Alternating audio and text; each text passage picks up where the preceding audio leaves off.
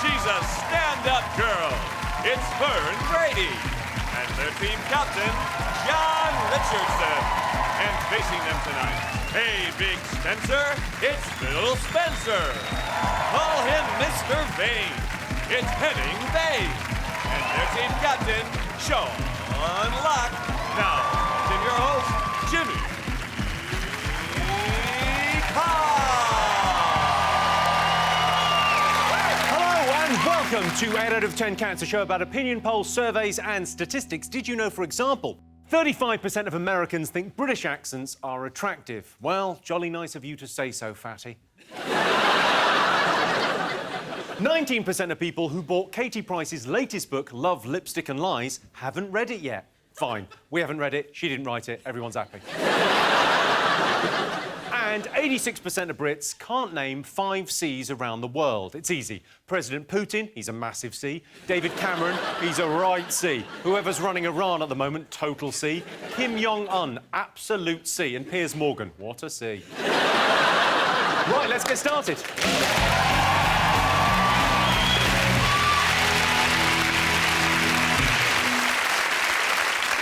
What are you talking about? That's the name of our first round. It's our panellists' job to guess the British public's top 3 most popular talking points. John, Fern, Carol, what have the nation been talking about this week? Lots of different things, haven't they? Yeah, well done, Carol. I mean, that's... We could probably just end round 1 there, can we? Mother's Day. Mother's Day? Mother's Day, yes. Well, you're a mum. I am a mum, and I actually have a mother as well. Yeah, which is remarkable. Fascinating stuff. We're all...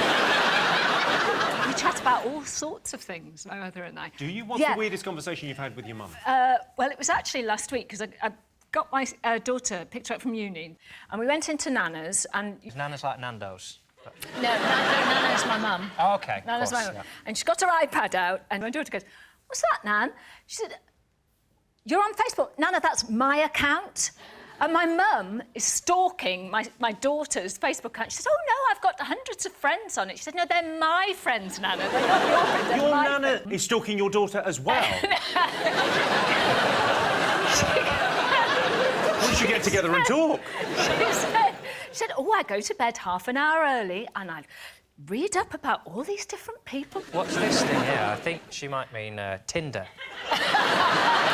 I want that face thing. No. Yes. Sean, do you celebrate it in your house? You got kids? Yeah, I hate Mother's Day because I've got young children, so they don't. Obviously, they don't do anything. I have to take them out. If Mother's Day's crap, it's my fault, not their fault. I'd like to leave it entirely up to them.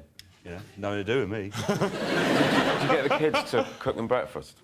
Yeah. And I don't interfere at all. So it's eggs fried in washing up liquid. So, no, this is what their breakfast is. Eat it. What I like to do, if my wife says, "Where are the kids' presents for Mother's Day?" I said, "I've hidden them." And what I do is I hide them under a pile of ironing. Treat. To go and during the course of the week, you'll come across them. John, you're very close to your mum, aren't you? Yes. That will surprise no one. Got her a very funny card this year. It said, "Mums know the benefit of cooking with wine. Sometimes they put it in the food." And it's funny because it implies she has a drink problem. Fern, do you find it difficult buying presents for your mum? Yeah, one year when me and Mum had our annual Mother's Day fallout, it was because I bought her one of them funeral cards instead of Mother's Day. What did it say? "With deepest sympathy." Sorry you got me for a daughter. Henning, is Mother's Day on the same day in Germany? Well, Mother's Day is in May, but it's equally awkward. Because there is just no right present. Because if you ignore it, well, then obviously Mutter is furious. But then, if you don't ignore it and give Mutter something, she goes, "Well, and why aren't I treated with any respect for the rest of the year?" So it's a no-win situation. But you could treat her with respect the rest of the year. That might... I mean, it's just a thought. I'm just throwing that out there. Yeah, it's too late for that now. I read that mothers just want a bit more sleep. Yes, that's the #1 thing they say they want. We're all conscious of giving them cards and flowers and Actually, they just want to be left alone. I just want to be knocked out for 24 hours. God love it. Well, I don't, because every year there's a survey that says which towns spend the most money. It's meant to make the rest of us feel bad. Is it Liverpool this year? Spend the most on them. Well, all that means is that mothers across the country say, don't get me anything. And mothers in Liverpool go, you better spend 50 quid on me, you little shit. They might get 50 quid's worth of goods, but they haven't spent it.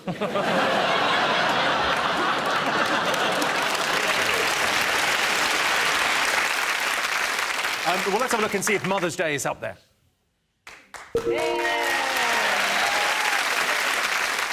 Sean C, what else will the nation be talking about this week? Oh, is it the news that two people who used to really like each other don't like each other anymore? And for some reason, we all know about it.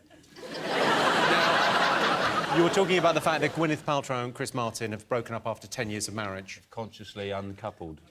This is the phrase they've used, which is incredible. They released a statement saying we've consciously uncoupled. They nicked that off me, because I spent my 20s following women pretending I was going out with them. I used to call it subconscious coupling. Follow them home, pretend we were a couple, and then wait till they threw me out.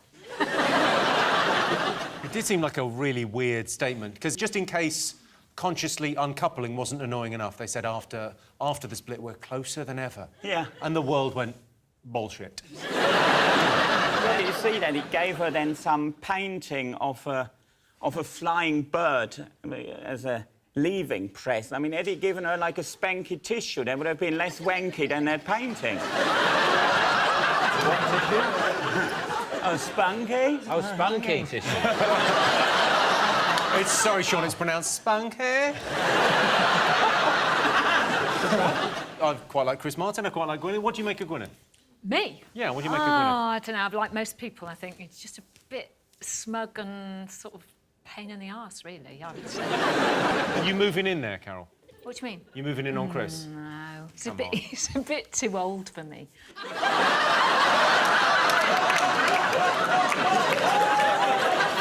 I said last week on this show that I liked Coldplay, and then this week, marriage over. Oh. I'm not saying she watches, but if he likes you, I'm bailing. You are clearly a dickhead. But we shouldn't joke about it because there are kids involved, and of course... Yeah, I feel sorry for them, having those twats as parents.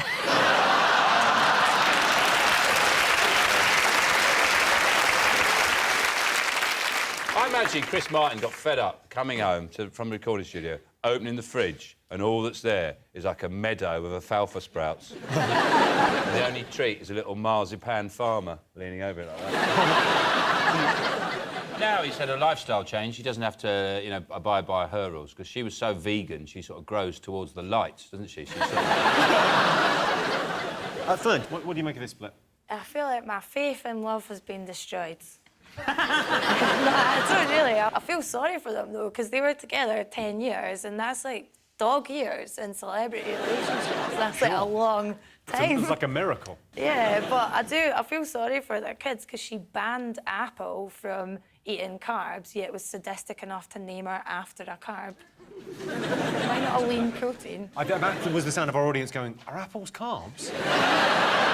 Yes. Are they? No, Yeah, they're not. fruit and veggie carbs, yeah. I know that tomatoes are a nut. Yeah. Chicken's actually a legume.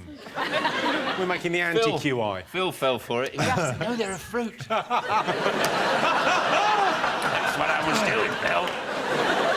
No, I think she's got increasingly out of touch. She set herself up as this kind of lifestyle guru and talking about weird things that she will let her children eat or won't let her children. It does seem to have got very out of touch. Well, our children are going to be eating McDonald's every second Saturday now. And now she's hanging out with that Jay-Z. Yeah. So now he has got 100 problems.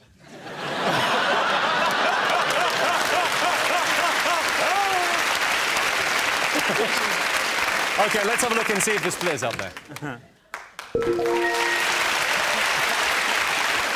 Yes, Gwyneth Paltrow and Chris Martin are splitting up. In the press release, Chris Martin and Gwyneth Paltrow said they were consciously uncoupling, as opposed to unconsciously uncoupling, which is just when it accidentally slips out.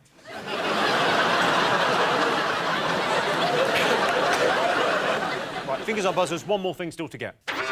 It must be the exciting European debate Journalists. Yeah, the Clegg and Farage have been debating. They were on LBC last week, on the BBC this week, debating Europe. The greatest head-to-head of our time.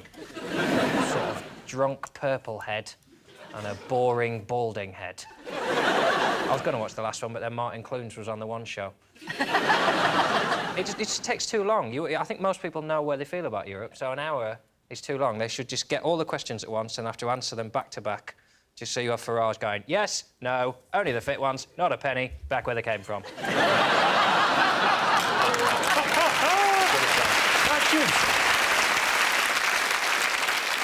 What do you make of Nick Clegg? What do you think, Carol? He is wet, really, isn't he? I mean, it's like a grey day in Austria. Austria's quite nice, though, isn't it? Is it nice? Is that too nice, then? You don't get Henning started. He loves Austria. Was, is, and always will be an integral part of the fatherland. But,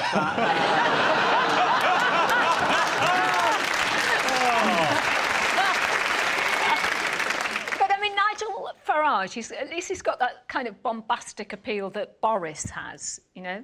People like Farage and Boris, you should be able to beat Nigel Farage, and he shouldn't have the success he's had. And the only success he's had is because people like Nick Clegg are so shit at their jobs. Nick Clegg's only trick is remembering the name of the person who asked the question and then using it several times while he doesn't answer the question. If you had him on here at the beginning, you went, so what have the British people been talking about? He'd go, Jimmy, I'm glad you asked me that because I think Jimmy's question is a valid one, and what it tells us is that Britain is asking what the top 5 things people have been talking about, and Jimmy, I think there are thousands of people like you, and your name is Jimmy, and there's actually a Jimmy in my constituency who asked me what the top 5 things the nation have been talking about this week, and I said, Jimmy, good on you, Jimmy.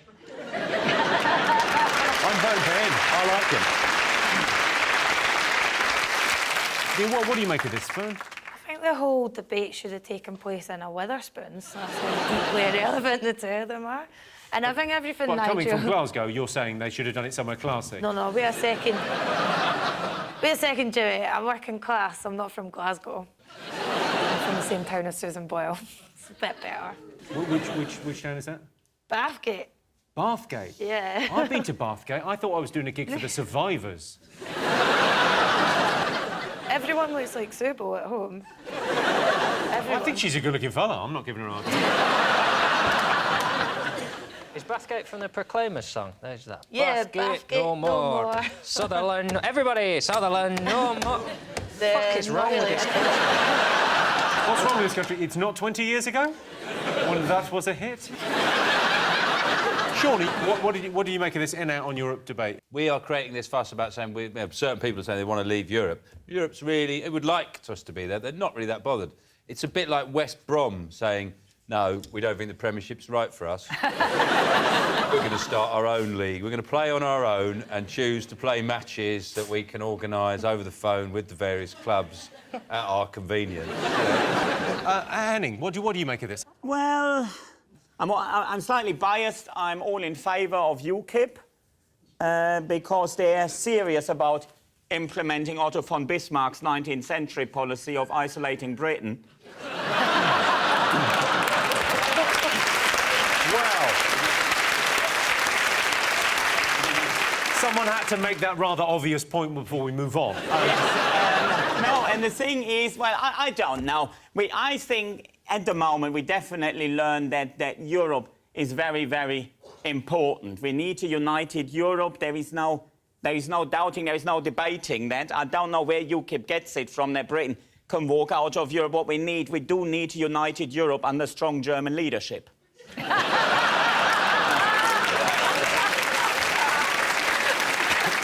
Well, I can tell you Nick Clegg and Nigel Farage debating Europe is not in our top 3. But their next debate is taking place on BBC Two and not, as I hoped, on a burning platform suspended over a pool of dog shit.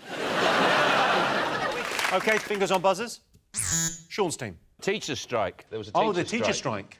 Even at my age, when I hear there's a teacher strike, I still find myself going, hey! Day off! And I was putting my kids to bed the night before the teacher strike, and I was saying, good night, and remember, tomorrow there's a teacher strike. And they went, hey! As a job, you think it's nowhere near gets the respect it deserves. I mean, everyone has a great deal of sympathy for nurses, which obviously you do. I'm not taking away from that. But teachers, other people's kids, It's just the worst. That's the worst experience known to man, apart from genuine pain inflicted on your body. I don't know. You see, I think it's the primary school. I meet primary school teachers, and I think easy life, babysitting. But then I meet secondary school teachers. Like, I teach 15 to 18-year-olds geography. Gee, good luck with that.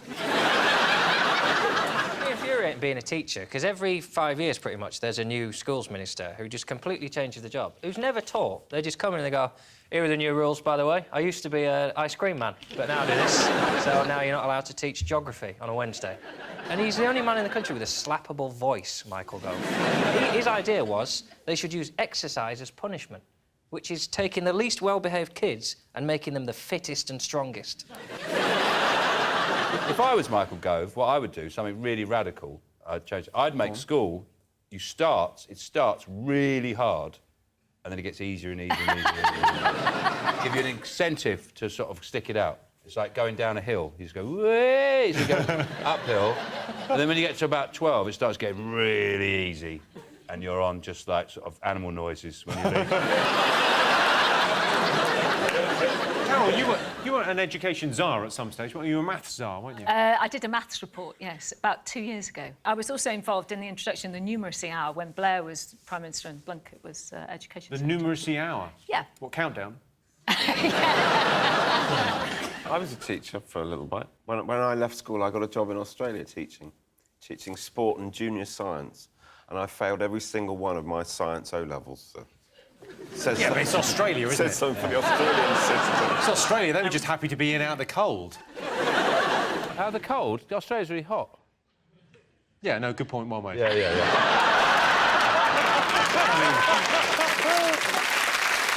You were a teacher. Yeah. How long did you teach for? About 8 months. I had a ball, but because I'd left school and gone straight to being a teacher, it was the transition from being a pupil to being in the staff common room was quite an extreme one. But what amazed me was that there was as many pranks played, there was as much poor behaviour, and there was drinking and shagging and all things that you think teachers would never do. I think teachers would do that all day long. Yeah. Fern, do you think you make a good teacher? No, but what frightens me is that they let anyone do it. Like, I feel sorry for the English teachers on strike, but I would happily see my old teachers get all their benefits cut. My teachers were all Glaswegians that couldn't spell your punishment exercises. They were the kind of people that would have taught you how to win a bar fight with a pool cue instead of taught you how to pass your A-levels. The facts of teaching have remained the same since the dawn of time. The best teachers are the teachers with speech impediments, because they're the ones you listen to. Facts, isn't it? You can be as passionate as you like, but if you talk funny, the kids are going to sit and listen to you. Did you have a teacher with a speech impediment? I had a technology teacher who used to make a little noise every now and again. Go on, just give us a little... So something like, so if you're doing a dovetail joint, lads, don't forget to reinforce it with some PVA glue.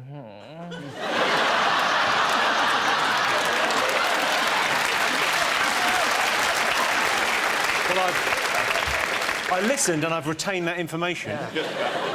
PVA I've glue, retained yeah. that for 15 years because of that noise. And what was it? It's just a little... Just every now and again, not all the time, but just every now and again, just at the end of the sentence. And that, don't forget that will be on the exam.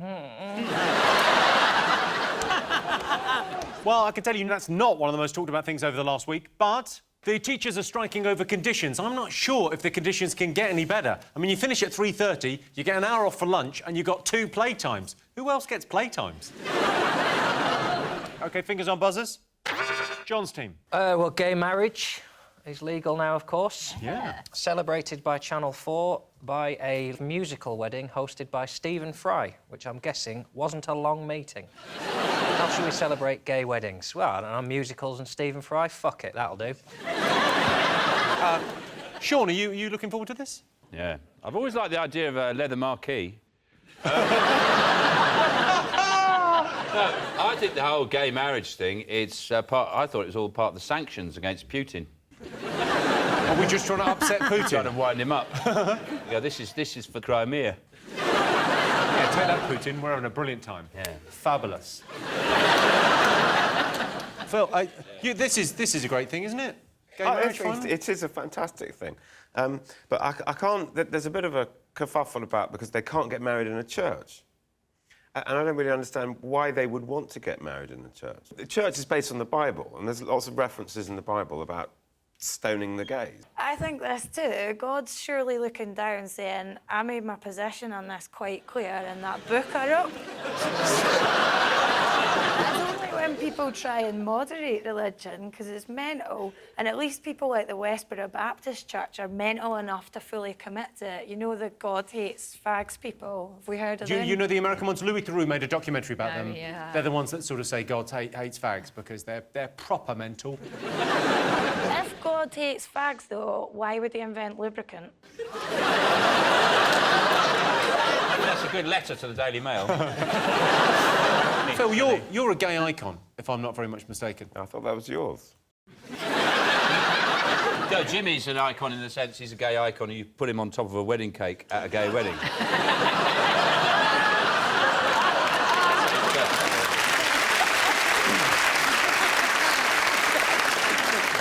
Well, if gay proposals are anything to go by, gay weddings are going to be amazing. Have a look at this.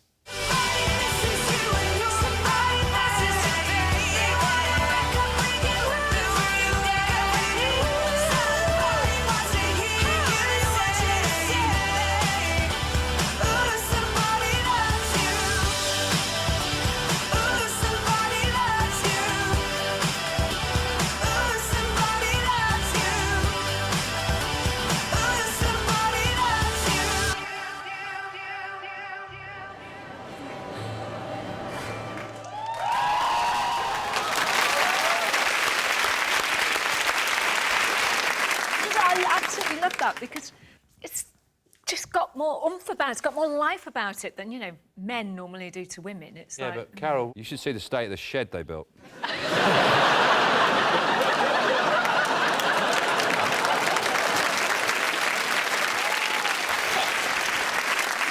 How did you get proposed to?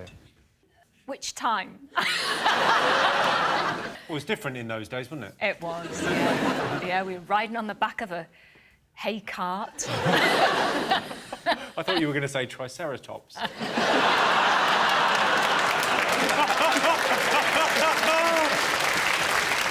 let's have a look and see if gay marriage is up there. Hey. So, gay people can now get married. So this should mean straight people can now take poppers, dance to Kylie and suck off strangers in public toilets. I certainly hope so. I am so straight. At the end of that round, Sean, Henning and Phil have 1 point. John, Fern and Carol have 2 points. So next round is Pick of the Polls. John, Fern, Carol, pick a question. The dunce.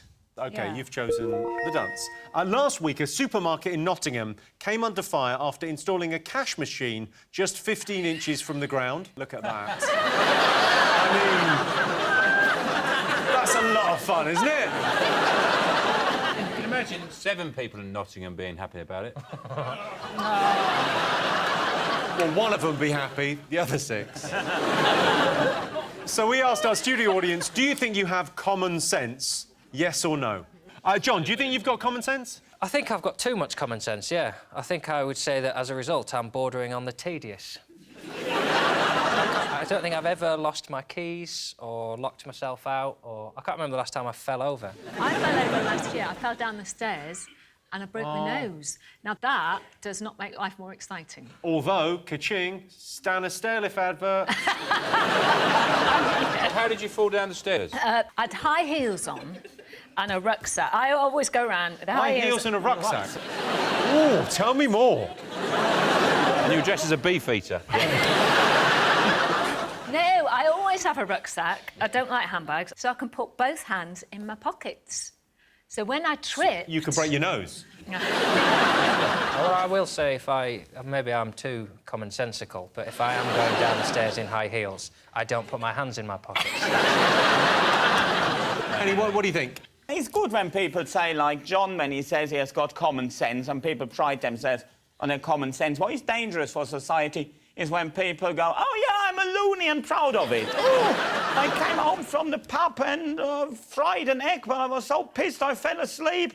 Next thing I know, the house is on fire. Am I a Walliet? Yeah, you are a Walliet. Let's let Walliet go, shall we? You know what I've always thought is a thing of common sense is I've never understood why people test bathwater with their elbows. Oh, no, you've got to use a baby. No. Why do people always use their elbows to test bath water? Because you never put your elbows in the bath. Then you sit there like that. Your elbows never go in the actual bath. And really, what you should test water with is with your balls. And that way, you would know exactly what the temperature is. OK. Of course, the people with the most common sense are probably, you know, practical people like plumbers. Have a look at some of their fine work. Well, maybe that's the Siamese twins. Yeah. Good. Take a look at this one. How do you explain that? Mr. Tickle, maybe? OK, the next one is pretty special, I think. This is an amazing... I don't want them to see my face, but my junk, yeah, I'm fine with that. Fern, do you think you've got common sense? I've been told by a lot of people that I don't have any, but to me it all seems logical. Like, I put knives in toasters and things. Is that a bad thing to do? They are better hot. Yeah. So what's the thing that you've done that you've kind of gone, oh, actually, that was a bit crazy? Oh, I was on the phone once talking to my friend when I was at school. I was playing with some paracetamol pills with the other Sure, hand. you play with paracetamol, yeah? As a child, yeah, sure. I started putting Scottish it in Lego. in and out of my ear, and then I had to go to hospital to get it removed from my ear. And then when they took it out, did you go, oh, it sort of aches a bit, and they won't just have a paracetamol? It was dead funny to go, you know it should go in your mouth. I've just remembered something I did, which is very stupid when I was a kid, walking home from school, and I must have been about 7 or 8 years old, and there used to be a level crossing that went up like that. Yeah. And I had a Parker with toggles, and he'd be waiting for the train to go... No. And I was playing with my toggles, and I tied, like, not just one, about 4 knots across the railing. And I was just in a dream world, and then the thing started going up. And I was hanging on to this railing. In the sky. And luckily, this guy got out of his car and sort of climbed up and cut me down as I was going... I know the stupidest thing I ever did. I think I was about 6 or 7, and Mum sent me down to the... She had one of those chest freezers with a big lid. So oh, yeah, I remember said, those. go and get the ice cream. And I decided, stupidly, that I was thirsty. So I lifted the lid and bent my head in and went to lick the ice. Well, my tongue, of course, stuck to the ice. And then with the chest lid over the top... And is that why you talk like that?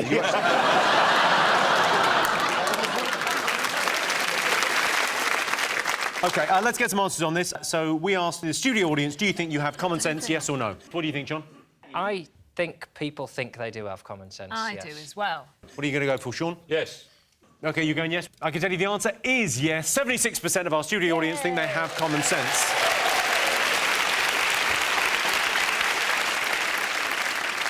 Common sense, of course, is the sense that Kerry Katona uses to detect when there are chips nearby. So at the end of that round, it's 2 points for Sean Steam and 3 points for John Steen. The winner is the name of our final round. Here's your first one. Top secret to a long life. Be as awkward as possible. Be as awkward as possible? Awkward as possible, yeah. Yeah. Do you think so? Yeah, my one surviving granny hates everything and everyone, and I think that's fueling her. Fueled by hatred. Yeah. How are you awkward, Carol? I'm not, actually. But, listen, I work with Janet Street Porter. I know about these things. Henning, what do you think for a long life? I don't know. Don't invade Russia in the winter.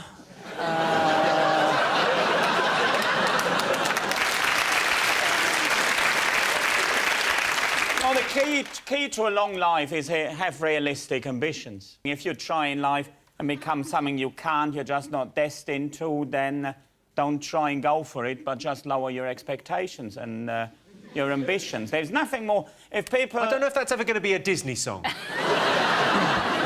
I didn't express it in a very catchy way, but I think we could rap it. Like, do not have too high ambitions, everyone. Oi, listen. I don't know if you've heard rap music or just someone with a speech impediment. But that's the key, isn't it? If people think, oh, I wish I was an astronaut, forget about it. You'll never be an astronaut. Don't set yourself up for disappointment. Just have realistic ambitions. And, OK, in all probability, I'll end up working somewhere in middle management. Of course you will. Simon Cowell thinks he's harsh, but this guy... I'm not even going to break your dreams. I'm telling you, don't have dreams. What do you think, John? Dance like nobody's watching. It's what's kept me alive all these years. I don't want to give it away, but this would suggest you've got... I mean, I'd give you half an hour to live. Don't drink a lot on your own. Don't play darts on your own.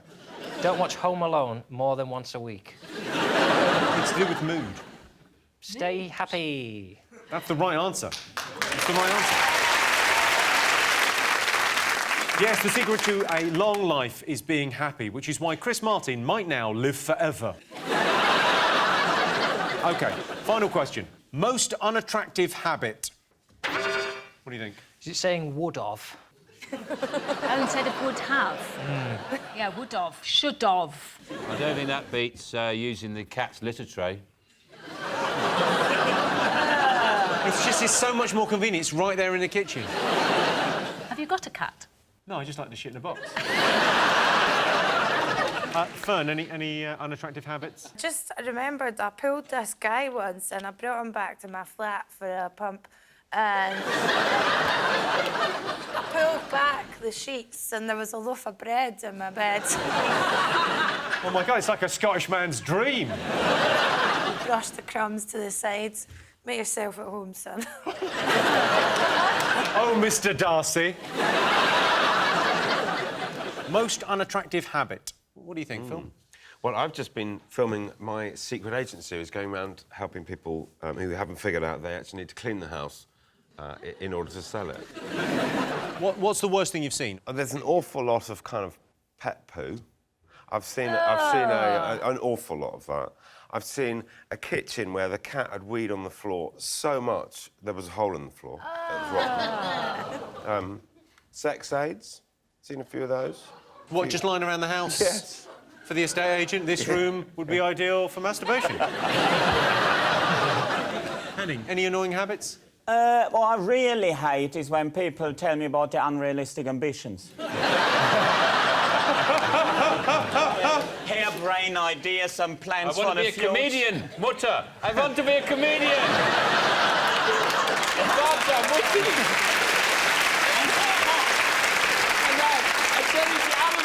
Mutti. I want to be a comedian in England. I would have never, ever bored my parents with plans like that. Really? You do it, and then you tell, I'm a comedian now in Great Britain, and then, yeah, good for you, well done. I imagine somewhere in Germany there's like a map of Europe and there's like a cardboard figure of you and someone's going, we are going to push Henning into England.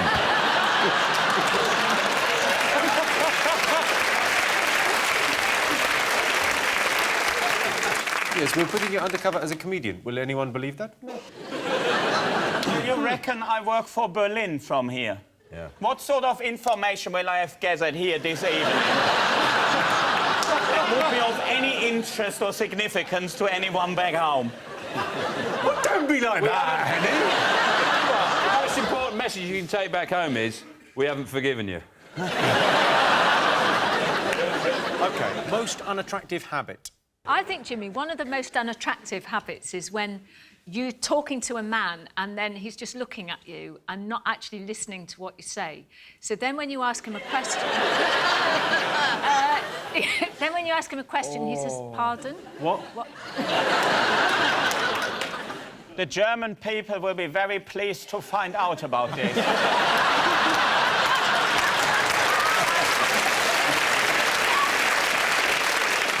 OK, most unattractive habit. Picking your nose. Yeah, picking your nose. Picking your nose is number litter. 2. Spitting. Spitting is it. That's it. John's got it. Yes, the most unattractive habit is spitting. People from Belgium spit a lot because they're Flemish. Well, that sound tells me it's the end of the round and the end of the show, which means the final scores are Sean, Henning and Phil have 2 points. John, Fern and Carol have 5 points. They're tonight's winners. Thanks to all our panellists, our wonderful studio audience, and to all of you watching at home. That's it from us. Good night.